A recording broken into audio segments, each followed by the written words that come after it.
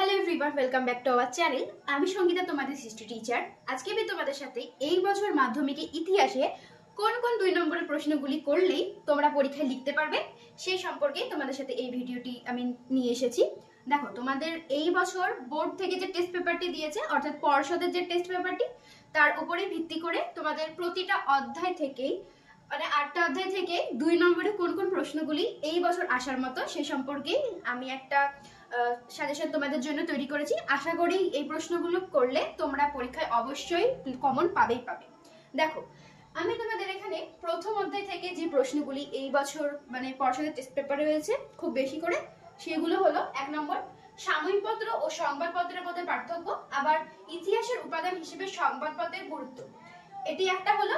2 করবে এখান থেকেই সামরিক ইতিহাস বলতে কি বোঝো, অথবা সামরিক ইতিহাস থেকে আমরা কি জানতে পারি।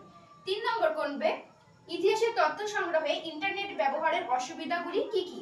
4 নম্বর করবে স্মৃতিকথা বলতে কি বোঝো, বা ইতিহাসের উপাদান রূপে স্মৃতিকথার গুরুত্ব লেখো। 5 করবে এখান থেকে স্থানীয় বা আঞ্চলিক ইতিহাস গুরুত্বপূর্ণ কেন, এবং 6 করবে নতুন সামাজিক ইতিহাস চর্চার প্রধান বৈশিষ্ট্যগুলি লেখো। আর 7 করবে এখান থেকে নারী ইতিহাস চর্চার গুরুত্ব কি। প্রথম অধ্যায় থেকেই এবার 8 নম্বরে তোমরা করবে যে নিম্ন বর্গের ইতিহাস চর্চা বলতে কি বোঝো, এবং 9 নম্বর করবে এখান থেকে আধুনিক ভারতের ইতিহাস চর্চার উপাদান হিসেবে সরকারি নথিপত্রের সীমাবদ্ধতা কি, এগুলি করবে। এবং দ্বিতীয় অধ্যায় থেকে তোমরা এবার কি কি 2 নম্বরের প্রশ্ন করবে সেগুলি দেখে নাও। দ্বিতীয় অধ্যায় থেকে তোমরা করবে 1 মধুসূদন দত্ত স্মরণীয় কেন, 2 নম্বর করবে মেকলে মিনিট কি, 3 নম্বর করবে কাদের কেন শ্রীরামপুর ত্রয়ী বলা হয়, 4 নম্বর করবে 3 আইন কি, 5 নম্বর করবে উডের ডেসপ্যাচ কি। আবার এখান থেকে এটা আসতে পারে যে উডের প্রতিবেদনের 2টি সুপারিশ লেখো। 6 করবে এখান থেকে সমাজ সংস্কারের নববঙ্গদের ভূমিকা কি ছিল। আবার এখান থেকে এটাও দিতে পারে যে নববঙ্গ গোষ্ঠী কাদের বলা হয়। এই সবগুলি কিন্তু খুব ইম্পর্টেন্ট, এগুলি তোমরা 2 নম্বরের জন্য অবশ্যই রেডি করবে। দেখো, দ্বিতীয় অধ্যায় থেকে তোমরা 7 নম্বরে পড়বে যে ইয়ং বেঙ্গল আন্দোলনের ত্রুটি লেখো। এখানে যেহেতু 2 নম্বরে আসবে তাই অবশ্যই তোমরা ত্রুটির 2টো কারণ এখানে দেবে। এবং তোমরা 8 নম্বর পড়বে যে ফোর্ট উইলিয়াম কলেজ কে কি উদ্দেশ্যে প্রতিষ্ঠা করে, আবার কবে প্রতিষ্ঠা করে এটাও কিন্তু দিতে পারে, তাই সালটাও অবশ্যই মনে রাখবে। আর 9 নম্বর পড়বে যে বামাবোধানী পত্রিকার উদ্দেশ্য কি ছিল। আর এখান থেকে 10 পড়বে হাজী মোহাম্মদ মহসিন শহর নির্ণয়কারক। এবার তৃতীয় অধ্যায় থেকে তোমাদের 2 নম্বরে কি কি প্রশ্ন করতে হবে সেই ব্যাপারে আলোচনা করব। তার আগে যারা এখনো পর্যন্ত আমাদের চ্যানেলটিকে সাবস্ক্রাইব করোনি তারা অবশ্যই সাবস্ক্রাইব করে দাও, আরো এরকম অনেক সাজেশন ভিত্তিক প্রতিটা সাবজেক্টের ভিডিও পাওয়ার জন্য। দেখো, তাহলে আমরা শুরু করি। তৃতীয় অধ্যায় থেকে 2 নম্বরে কি কি পড়তে হবে। দেখো, 1 পড়বে এখান থেকে যে দক্ষিণ পশ্চিম সীমান্ত এজেন্সি কেন গঠিত হয়েছিল।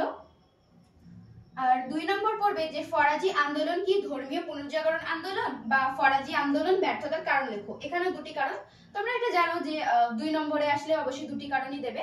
আর এগুলো যদি 4-এ চলে আসে তাহলে অবশ্যই তোমরা প্রথমে কবে কেন কিভাবে শুরু হয়েছিল সেটা দেবে, তারপরে ব্যর্থতার কারণ দেবে, এবং লাস্টে একটু সীমাবদ্ধতা দিয়ে দেবে।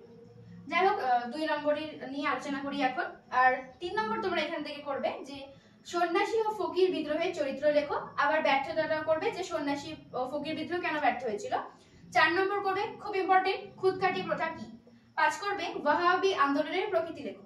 তৃতীয় অধ্যায় থেকে তোমরা 6 নম্বর পড়বে যে নীল বিদ্রোহে খ্রিস্টান মিশনারিদের ভূমিকা কি ছিল। 7 নম্বর পড়বে চুয়ার বিদ্রোহের গুরুত্ব কি।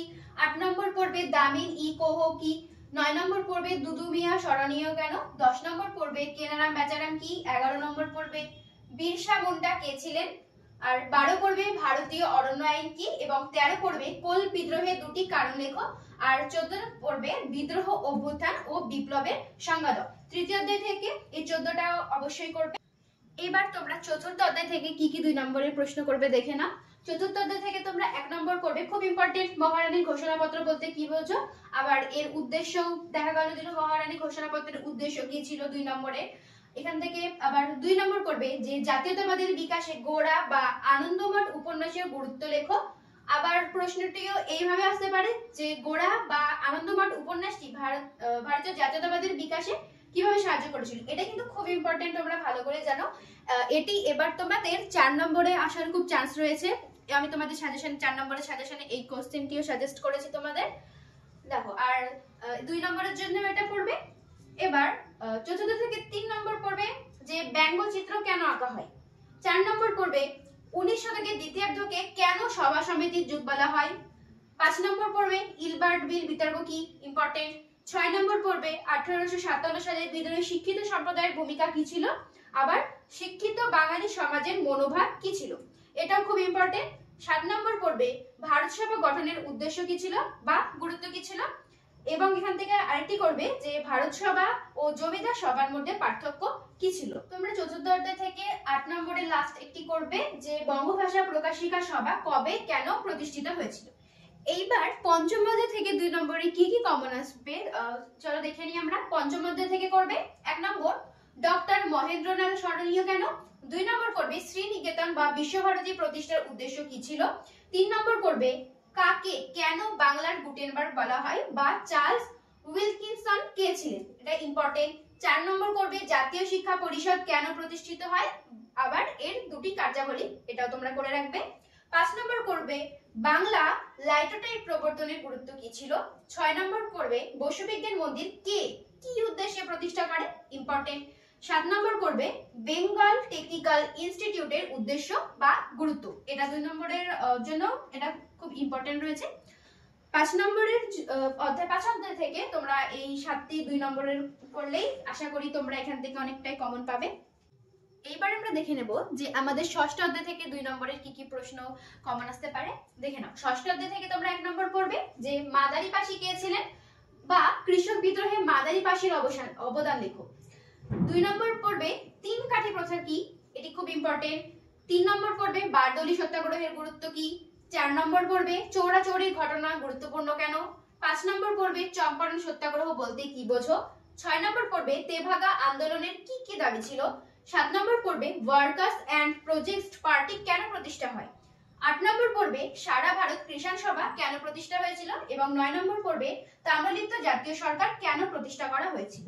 এবার তোমরা সপ্তম অধ্যায় থেকে কি কি 2 নম্বরের প্রশ্ন করবে রেডি করবে দেখে নাও। সপ্তম অধ্যায় থেকে পড়বে যে 1 রশিদ আলী দিবস কেন পালিত হয় ও এর তাৎপর্য, এটি খুব ইম্পর্টেন্ট। 2 নম্বর পড়বে দীপালি সংঘ কেন প্রতিষ্ঠিত হয়, এটিও খুব ইম্পর্টেন্ট। 3 নম্বর পড়বে দলিত কাদের ও কেন বলা হয়, এই 3 নম্বরটাও কিন্তু খুব ইম্পর্টেন্ট। 4 নম্বর পড়বে পুনা চুক্তির শর্ত বা গুরুত্ব লেখো, এটিও ইম্পর্টেন্ট। 5 নম্বর পড়বে মানে কারা কারা স্মরণীয় তাদের সম্পর্কে আমি একবারে দিয়ে দিয়েছি, দেখো মাতঙ্গিনী হাজরা, ননিবালা দেবী, বীণা দাস, প্রীতিলতা ওয়াদ্দেদার, কল্পনা দত্ত, মাস্টার দাস সূর্য সেন ও লক্ষ্মী স্বামীরতন, এরা কেন স্মরণীয়, এদের সম্পর্কে 2 নম্বরে কিন্তু অবশ্যই পড়ে যাবে। এখান থেকে 6 নম্বর পড়বে যে অরন্ধ দিবস কেন স্মরণীয়, আর 7 নম্বর পড়বে সাম্প্রদায়িক বাটোয়ারা নীতি কি। সপ্তম অধ্যায় থেকে তোমাদের এই 7টি কোশ্চেন 2 নম্বরের জন্য করলেই কিন্তু হয়ে যাবে। এবার দেখে নাও তোমরা অষ্টম অধ্যায় থেকে 2 নম্বরে কি কি প্রশ্ন করবে। দেখো অষ্টম অধ্যায় থেকে তোমরা 1 নম্বর পড়বে দেশীয় রাজ্যগুলির ভারতভুক্তির দলিল বলতে কি বোঝো বা দেশীয় রাজ্য বলতে কি বোঝো, এটি খুব ইম্পর্টেন্ট অষ্টম অধ্যায় থেকে 2 নম্বরের প্রশ্ন হিসেবে। আর 2 নম্বর পড়বে এখান থেকে শ্রী রামালু স্মরণীয় কেন। 3 নম্বর পড়বে দর কমিশন কেন গঠিত হয়েছিল। এখান থেকে 4 নম্বর পড়বে যে পৃথক অন্ধ্রপ্রদেশ রাজ্যটির উৎপত্তি কিভাবে হয়।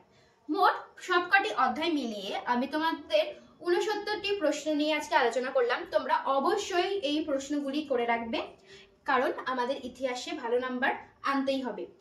আমাদের মাধ্যমিকের হাতে খুব একটা সময় নেই, আর হাতে গোনা মাত্র কয়েকটি দিন। তোমরা খুব ভালো করে প্রস্তুতি নাও পরীক্ষার। আমার সাথে আবার দেখা হবে নেক্সট ভিডিওতে।